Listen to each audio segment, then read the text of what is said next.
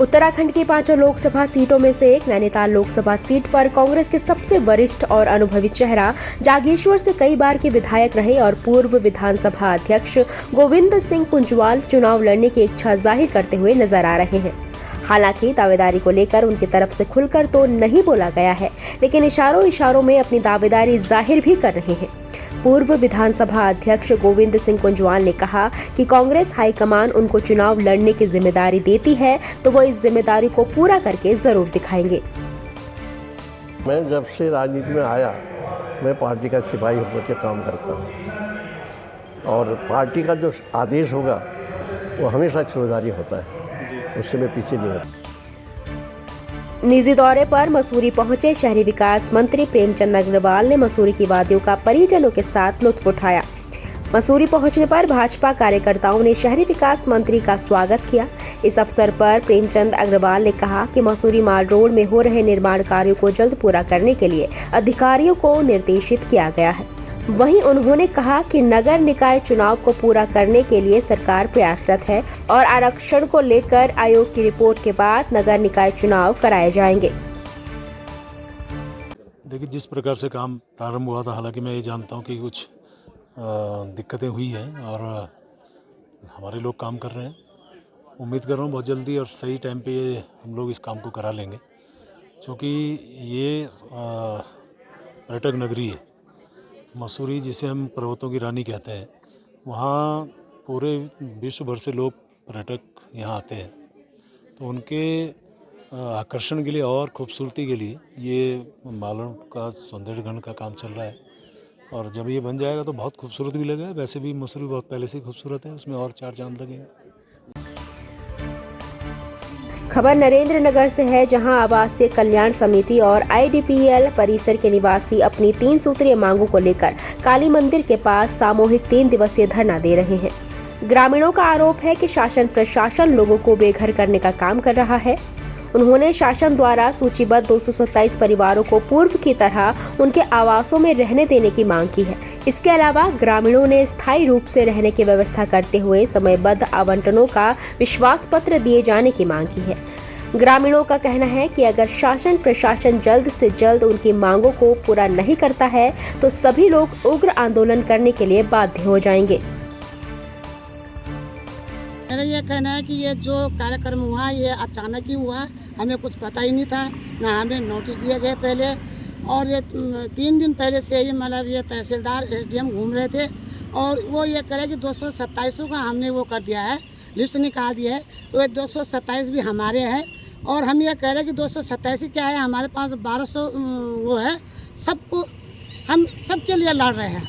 और हम ये कह रहे हैं कि जब तक हम सरकार उसमें है, हम सरकार कुछ न करेगी तो हम आगे रणनीति बनाएंगे और रणनीति ऐसे बनाएंगे कि हम कुछ भी कर सकते हैं, उसके बाद हम कुछ भी कर सकते हैं। सबसे बड़ी मजबूरी ये है कि हमारे फादर यहीं पे एम्प्लॉइज़ थे और हम उनके बच्चे, हमारी पढ़ाई भी यहीं से पूरी हुई है। आज हमें नौकरी नहीं मिली, हम पढ़ लिखने के बाद भी बेरोज़गार हैं। हमने अपना व्यवसाय शुरू किया है और हम व्यापार कर रहे हैं, हमारे साथ हज़ारों परिवार हैं। आज अगर यहाँ से बेघर किया जाता है IDPL वासियों को तो पूरा बेरोज़गार ठप हो जाता है। इससे हमारा व्यापार भी ख़त्म हो रहा है, बेरोज़गार हो गए हैं हम फिर से। अब इस उम्र में अब हम आगे कौन सा व्यापार करेंगे और कैसे हम आगे लड़ाई लड़ पाएंगे। मेरी सरकार से यही प्रार्थना है कि हमें बेघर क्यों किया जा रहा है। हम कहीं बाहर से तो आए नहीं हैं। पहली बात तो हमें नोटिस देने का मतलब क्या है, हम लीगल नहीं रहे, हम लीगल रह रहे हैं, अनलीगल नहीं रह रहे, हम किराया भी दे रहे हैं, सब कुछ दे रहे हैं और हम यहीं के वासी हैं। हमें क्यों बेघर किया जा, हम बांग्लादेशी नहीं हैं, हम पाकिस्तानी नहीं हैं, हम तो यहीं पैदाश हुए हैं। हमारे लिए क्यों नहीं सोचा जा रहा, हमें क्यों बेघर किया जा रहा है। इतने परिवारों को बेघर करके क्या होगा। एक तरफ तो मोदी जी कहते हैं कि हम गरीबों के लिए साथ में हैं, गरीबों को मकान दे रहे हैं, और एक तरफ ये बस्ती उजाड़ी जा रही है। ये कौन सा तरीका हो गया, ये तो कोई न्याय वाली बात नहीं हुई ना हमारे लिए। अभी वर्तमान समय में अचानक से ही एक यहाँ पर ऐसा फरमान आता है सरकार की तरफ से, जो हमें तहसीलदार के द्वारा सुनाया जाता है। तहसीलदार हमारे घरों में आती हैं, वो एक 227 लोगों की एक लिस्ट लेके आती हैं और वो उनको बोलती हैं कि आपको 3 दिन के अंदर में ये घर खाली करने पड़ेंगे। अब आप बताइए 3 दिन के अंदर में कोई भी कैसे घर खाली कर सकता है। ना तो आप हमें कोई ऑर्डर दिखा रहे हैं मांगने पर, ना ही आप हमें कोई नोटिस दिखा रहे हैं मांगने पर। इस तरह से एक आपने एक फिल्मी स्टाइल में आकर एक ऐसे अंदाज में आपने हमारे सामने अपनी बात को रखा जैसे कोई नाटक चल रहा हो और ये कोई बहुत ही मामूली मसला है, कोई गंभीर मसला है नहीं, मानवीय मुद्दा है ही नहीं। आपने हम लोगों को बिल्कुल ऐसे भेड़ बकरियों की तरह समझ लिया कि कि एक तरफ हाँक दिया और वो भेड़ बकरी जैसे हक जाते हैं वैसे ही हम लोग हक जाएंगे। लेकिन मैं आपके माध्यम से एक बात बताना चाहता हूँ कि ये जो मामला है ये इतना आसान नहीं है। ये 227 लोगों का मामला नहीं है, ये 1200 परिवारों का मामला है, संपूर्ण IDPL, संपूर्ण कृष्णा नगर कॉलोनी का मामला है। इसके लिए हम सबके सब एक होकर इस लड़ाई को लड़ेंगे। आज मजबूरीवश इन्होंने हमें सड़क पर उतरने पर मजबूर कर दिया है और हम एक बार फिर कहते हैं हम सरकार के साथ हैं, सरकार की किसी योजना के खिलाफ नहीं है। लेकिन अगर हमें इस तरह से घर से अगर बेघर किया गया तो आगे हमें जो है रणनीति तय करके इसको और नए सिरे से इस आंदोलन को और तेज किया जाएगा और पैना किया जाएगा। उत्तराखंड हाईकोर्ट के निर्देशों के बाद उत्तराखंड की सभी नगर निकायों में आज स्वच्छता अभियान चलाया गया, जिसमें नगर पालिका परिषद मसूरी के द्वारा 9 टीमें बनाकर शहर के विभिन्न स्थानों पर स्वच्छता अभियान चलाया गया, जिसमें लगभग 10 टन कूड़ा एकत्रित किया गया। स्वच्छता अभियान में नगर पालिका अध्यक्ष के साथ ही अधिशासी अधिकारी और सभासदों के साथ ही विभिन्न सामाजिक संस्थाओं ने भाग लिया। प्रत्येक वार्ड के जनप्रतिनिधि को उनके वार्ड का क्षेत्र दिया गया था, हमें गनेल दिया गया। मैं धन्यवाद करती हूँ हमारे कीन के कर्मचारियों का, हमारे नगर पालिका के कर्मचारियों का, जो समय समय पे सफाई व्यवस्था करते हैं। पहले की अपेक्षा अगर हम देखा जाए तो सफाई व्यवस्था उनकी तरफ से काफ़ी हद तक मेंटेन की जा रही है। घर घर से कूड़ा लेके जा रहे हैं, क्योंकि हमारे पास डंपिंग जो है टूरिस्ट करके जा रहा है। तो पालिका को एक या अधिशासी अधिकारी महोदय को एक संदेश देना चाहूँगी कि आप जगह जगह साइन बोर्ड लगवाएं, जितने भी हवा घर है वहाँ पे डस्टबिन रखवाएं, ताकि टूरिस्ट कूड़ा ना फेंके। आम आदमी व्यवस्था को मेंटेन कर रहा है, हम उम्मीद करते हैं कि टूरिस्ट कूड़ा नहीं फेंकेगा जब हम उनको ये व्यवस्थाएं देंगे, साइन बोर्ड लगाएंगे और डस्टबिन लगवाएंगे। इसमें माननीय उच्च न्यायालय के आदेश के अनुसार 18 तारीख को पूरे उत्तराखंड के स्थानीय निकायों में अभियान चलाया जाना था। इसमें आज हमने कचहरी परिसर से जो सिविल जज महोदय हैं उनके नेतृत्व में इसका शुरुआत करी और हमारी 9 टीमें 9 स्थलों पे अलग अलग सफाई अभियान चलाया। इसमें हमारा नगर पालिका हो गया, जुडिशरी हो गई, जिला प्रशासन हो गया और कीन हो गई, हिलदारी हो गई। इसके अलावा हमारे स्वयंसेवी संस्थाएं थी, हमारे सभी मान्य पार्षदगण थे, सभी इस अभियान में सम्मिलित हुए और इसमें करीब 10 टन के आसपास कचरा इकट्ठा किया गया। आज जौनपुर ब्लॉक के विभिन्न स्कूलों में छात्र छात्राओं द्वारा अपने अपने विद्यालयों में स्वच्छता अभियान चलाया गया।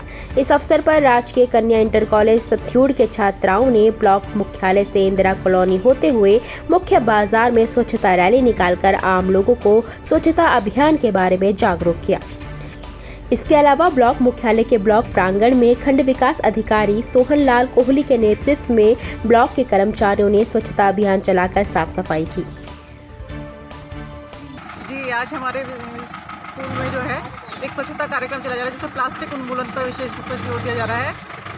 और इसमें जो है हमारे यहाँ के विद्यालय की जो है करीब 50 या 60 छात्राओं ने आज यहाँ पर रैली निकाली है और स्कूल में हमने पहले स्वच्छता की शपथ भी ली। यहाँ पर हमारी प्रधानाचार्य मैम द्वारा दिलाई गई सब बच्चों को शपथ, और उसके बाद ये रैली निकाली जा रही है और यहाँ से कूड़ा और ये साफ़ भी किया जा रहा है, गंदगी साफ़ की जा रही है। तो ये कार्यक्रम अभी चल ही रहा है।